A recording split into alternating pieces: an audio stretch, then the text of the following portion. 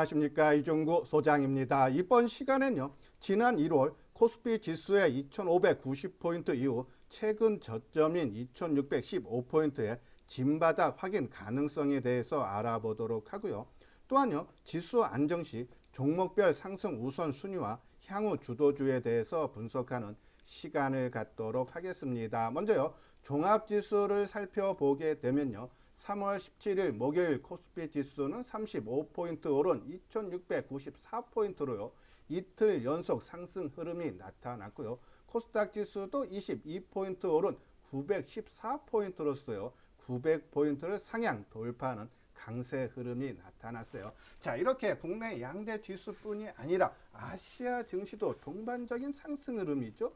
일본이 3.4%, 대만이 3%, 중국 증시도 1.4% 넘는 상승 흐름이 나타났는데, 자, 이렇게 강세가 나타난 배경을 보면요. 자, 먼저 새벽에 마감된 미국이 금리를 인상을 했어요. 자, 연준이 3년 만에 0.25%포인트를 인상을 했지만 시장에서는 이미 대비를 많이 해왔기 때문에 오히려 시장에서는 불확실성 해소 차원으로 반응을 보였던 거죠. 자, 또 하나는요. 이 지난 2월 중순서부터 하방 압력을 가했던 우크라이나 사태가 긴장 완화되는 조짐을 보이고 있어요. 최근에 나왔던 얘기 보면 러시아 측이 협상을 통해 우크라이나의 중립국가 방안이 논의되고 있고 일부 조항은 합의에 근접했다는 소식이 전해졌기 때문이죠. 자, 이로 인해서 유가도 계속적인 약세 흐름이에요. 자, 전일에 100달러가 무너졌고 또 오늘도요 1.5% 하락한 95달러로 마감이 됐네요. 자, 지난주에 130포인트까지 강한 상승 흐름이 장중에 나타났지만 하향 안정 추세가 두드러졌다라고 보시면 돼요. 자, 또 중국 증시, 그러니까 미국에 상장된 중국 종목군들이 상장 폐지 우려로 낙폭이 컸는데 반발 매수세가 유입이 되면서 뭐 알리바바 같은 경우는 한 36% 올랐고 핀두두 같은 경우도 56%, 그만큼 투자 심리가 크게 회복이 됐다라고 보시면 돼요.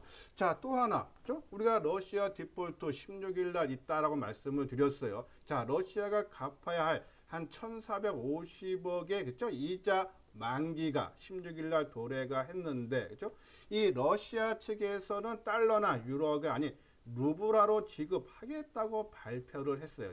그래서 이 디폴트가 나오는 것이 아니라는 그러한 우려가 커졌지만은, 하지만은 이 러시아가 외화 보유액이요, 총 6,400억 달러 정도 되고 또 이 중에 금융 제재로 한 3천억 달러가 동결이 됐지만은 나머지 금액, 여기 상당히 큰 폭으로 남아 있기 때문에 이 글로벌 시스템 위기로 전이될 가능성은 상당히 높아서 오늘은 여러 가지 호재성이 겹치면서 지수 상승을 견인했다라고 보시면 돼요. 자, 환율 부분 봐도요. 금일 21원이 하락한 1214원으로 마감됐죠.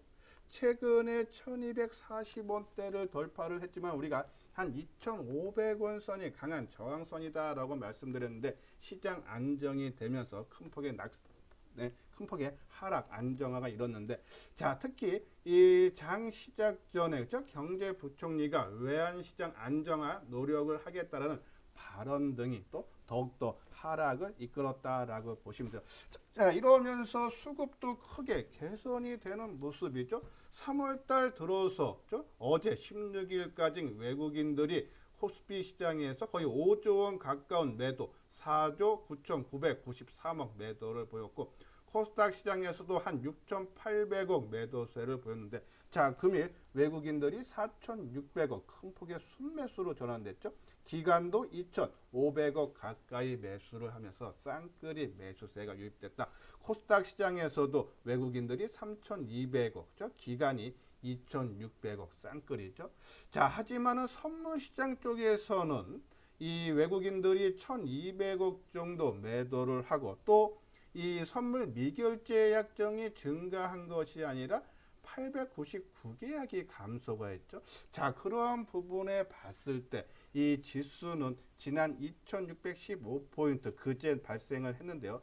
자, 쌍바닥, 그러니까 이 진바닥을 찍을 가능성은 상당히 크지만은 큰 폭의 상승세, 그러니까 본격적인 상승으로 접어들었다기보다는 낙폭에 따른 반등 차원이 나올 수 있다. 우리가 지난번에도 박스권 움직임이다라고 말씀드렸는데 2600포인트를 바닥으로 보고 2830포인트를 그렇죠? 이 저항대로 보면서 작은 박스권 움직임이 나타나지 않나 해서 지금 계속적으로 말씀드렸듯이 최근에 새롭게 진입하는 것들은 그렇죠? 우리가 철저하게 단기적인 관점으로만 접근을 해야 되지 않나라는 그런 말씀을 드리고 일단 지수는 진바닥을 찍은 것 같다라는 그런 말씀을 드립니다. 자, 요거는 이제 글로벌 주요 지수인데요. 자, 좌측 상단이 독일 종합 지수예요. 자, 우크라이나 사태에 직접적인 영향권에 들어가는 지수죠. 근데 이 독일 지수가 그렇죠? 지난 2월 10일 요때예요. 그러니까 15,500포인트에서 최근에 한 12,500포인트까지 크게 하락을 했다가 최근에 14,440포인트죠. 강한 반등세가 낙폭의 한 3분의 2 수준을 회복했다면 우크라이나 사태는 진정 국면에 진입을 했다라고 보시면 되죠. 자, 아래쪽은 나스닥 종합지수죠. 긴축 우려와 그리고 우크라이나 사태로 인해서 지난 1월달 크게 하락하고 또 최근 2월달에 하락폭이 좀 심화되는 모습인데, 지난 2월달 저점 수준에서 반등세가 나타난다. 근데 하지만은 우리가 미국의 FOMC 회의에서 금리는 0.25%포인트가 인상이 됐지만 올해 남은 FOMC 회의가 6번 남았는데요. 계속적으로 금리를 인상할 가능성이 크다. 그러면 기술주, 성장주들은 이번 상승세가 이 본격적인 상승보다는 낙폭에 대한 반등 차원으로 봐야 되지 않아서 나스닥 지수의 상승은 좀 제한적이고 좀 많이 올라간다 그러면 뭐한 14,500에서 15,000포인트 한 요 정도죠. 이 지난 이 12월 저점 수준 그리고 장기 이동 평균선이 120일 있는 그 선에서 제한될 가능성이 크지 않나라는 그런 말씀드려요. 자, 우측 상단은 국내 코스피 지수인데요. 자, 오늘 아침 시초가 대비해서 또 윗꼬리를 달아주면서 윗꼬리 단 조그만 음봉이 발생을 했는데 거래량이 5억 3천만 주로 크게 감소됐죠. 그렇죠? 평균 거래량은 살짝 하회하는 모습이지만 우리가 거래량보다는 거래대금을 좀 눈여겨보자라는 말씀드렸어요. 거래대금이 10조, 최저 수준이 나왔을 때가 한 8조 부근이었죠. 그러면 계속적인 증가, 오늘 11조 6천억이다. 그렇죠? 이러한 부분은 바닥권에서 거래량은 안 했지만 거래대금이, 그러니까 손바뀜이 활발하게 이루어졌다라고 보시면 돼서 그러한 부분에서 이 진바닥 2,600포인트를 저점으로 추가적인 상승 여력, 작은 박스권에 이루는 그런 모습은 가능하다라는 말씀드리고요. 자, 이 밑에는 코스닥 종합지수의 일봉 모습이죠. 자, 코스닥 지수가 더 강한 모습이에요. 그렇죠?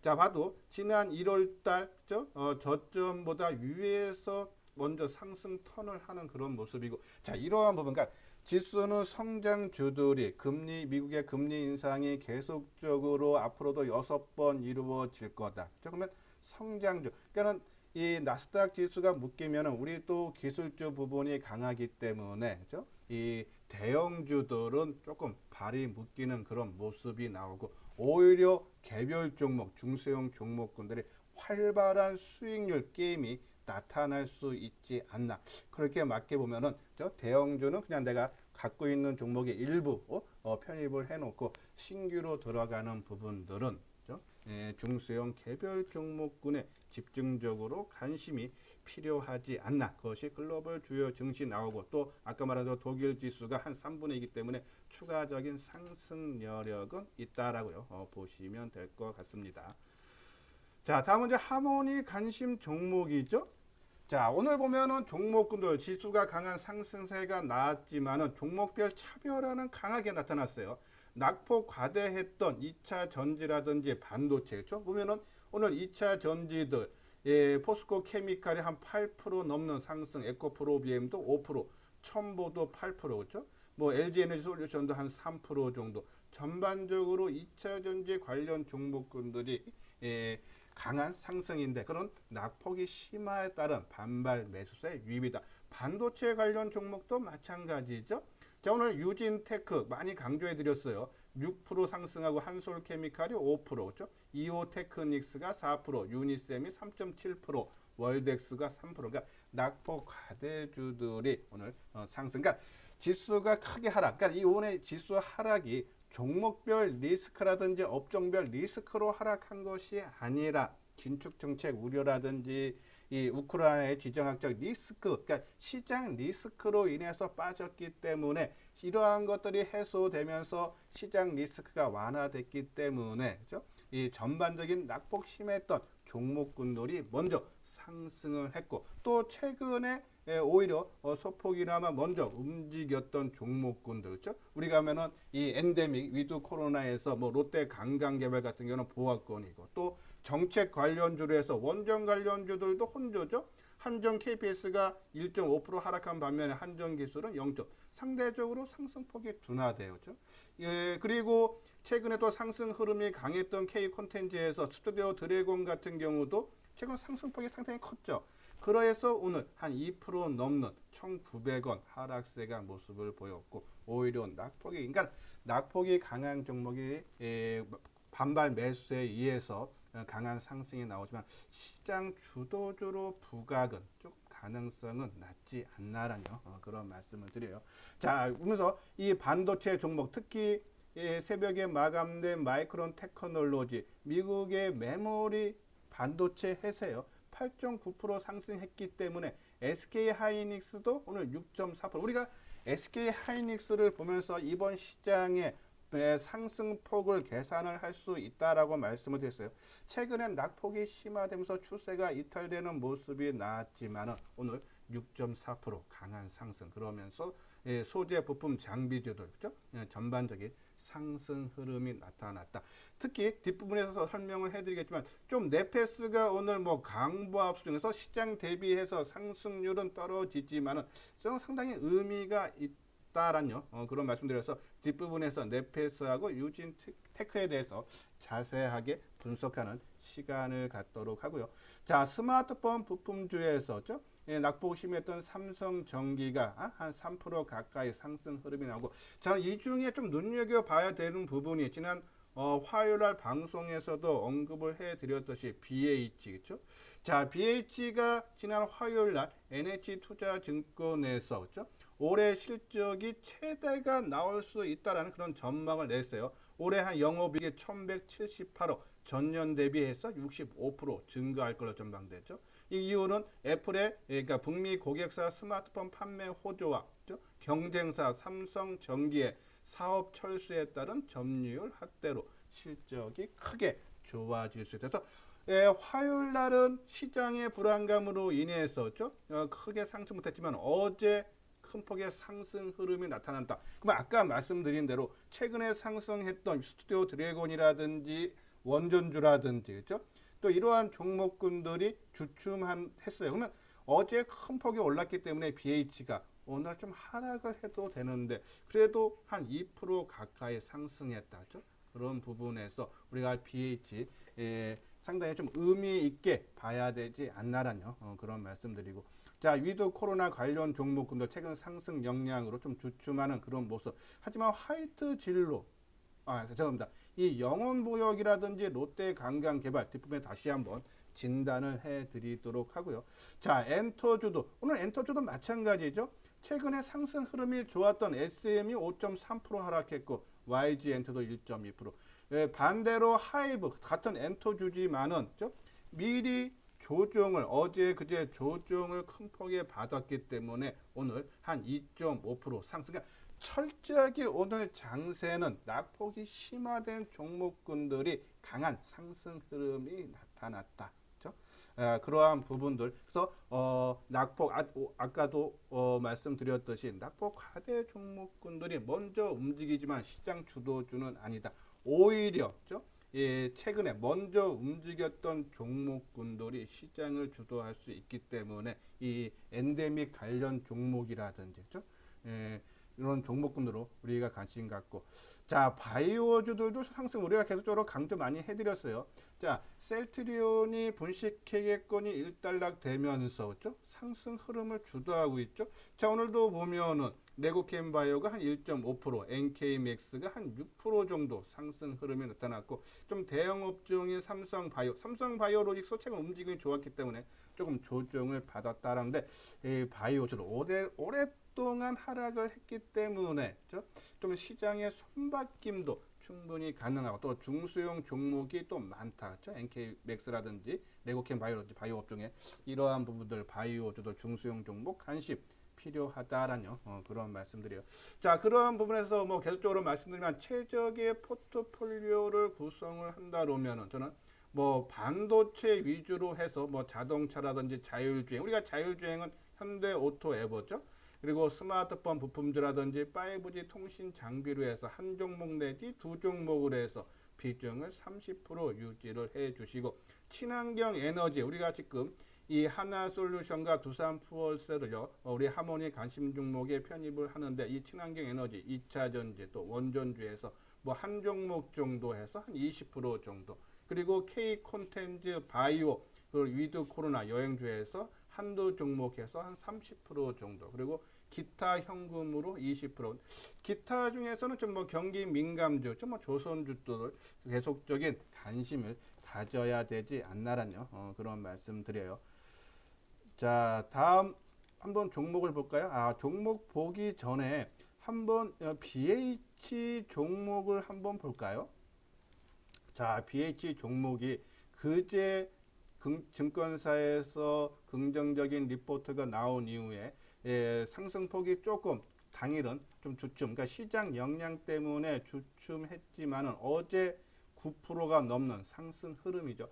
자, 그러면 오늘 조정을 받아야 된다면 이러한 종목군들은 잘 보셔야 되는 게 이제 대량 거래가 실렸고 또 수급적으로도 외국인과 기관들이 큰 폭의 순매수가 들어왔다. 그렇죠? 그러면 바닥권에서 새롭게 재편이 손바뀜이 나왔다라고 보시면 되면 이 종목은요 일단은 긍정적으로 바라보면서 또 실적도 뒷받침이 된다는 전망이 있기 때문에 조정이 짧으면 2, 3일이라 했어요. 그러면 오늘도 조정으로 봐야 되고요. 오늘 뭐 밑에 장중에 잠깐 마이너스도 나왔듯이 요 정도 수준에서 오늘 저점 수준이 얼마입니까? 26,600원이죠. 25,500원 밑에 그러니까 2만원 초반대 2만원에서 25,500원 사이에 2, 3일, 3일째 조정이 나오고 또 하나 우리가 좀 유심히 봐야 되는 부분이 어제 외국인과 기관들이 큰 폭의 매수해야 되는데 이 물량 그러니까 48만 주 가량이 들어왔죠. 그러면 이 물량이 만약에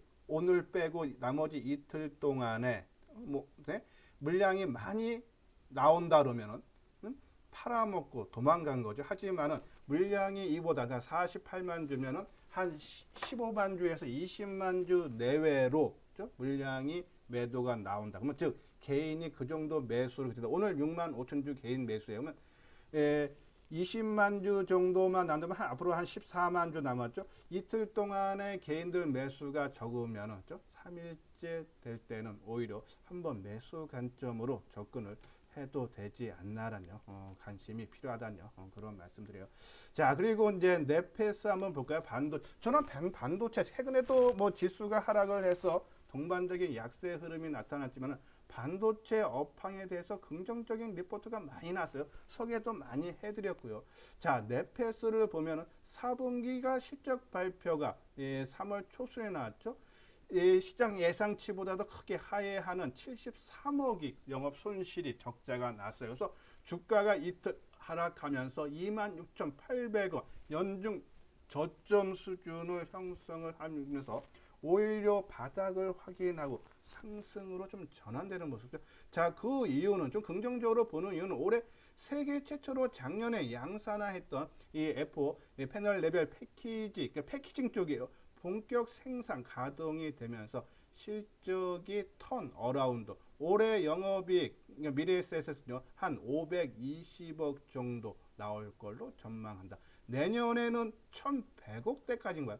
그러니까 실적이 가파르게 좋아진다. 그러면 네페스 우리가 관심을 필요하지 않나. 특히 바닥권에서 가서 지금 가격대에서는 만약에 지수가 불안해서 한다 해도 지금 가격대 매수를 하면은 그죠? 만약에 시장 하락 영향으로 추가적인 하락이 나온다 해도 지금 가격대에서는 언제든지 그죠? 빠져나올 수 있는 반등을 언제든지 줄 수 있는 구간이다라고 보시면서 네페스 우리가 한번 관심 필요하다는 말씀드리고, 자 유진테크 최근에 강조를 제일 많이 해드렸던 종목이 반도체에서 유진테크죠. 자 우리가 상반기에 상당한 양의 장비 수주가 예상이 된다 했는데요. 자 어제죠. SK 하이닉스로부터 한 138억의 장비 공급 계약을 맺었어요. 전체 매출 대비 한 6.8%인데 이뿐이 아니고 아마 상반기에 계속적인 수주권이 나올 수 있다라는 그런 말씀드려요. 뭐 실적 부분도 2020년에 영업이익이 223억에서 작년에 745, 올해도 1,200억대, 그렇죠? 사상 최대 실적이 전망이 되고 또 삼성전자의 매출 비중이 크게 증가한다. 여기 보면은 자 2대 고객인 삼성전자 매출 비중도 40%대 중반 수준으로 전년 대비 10% 포인트 이상 상승이 전망되면서 SK 하이닉스가 지금 1대 고객인데요.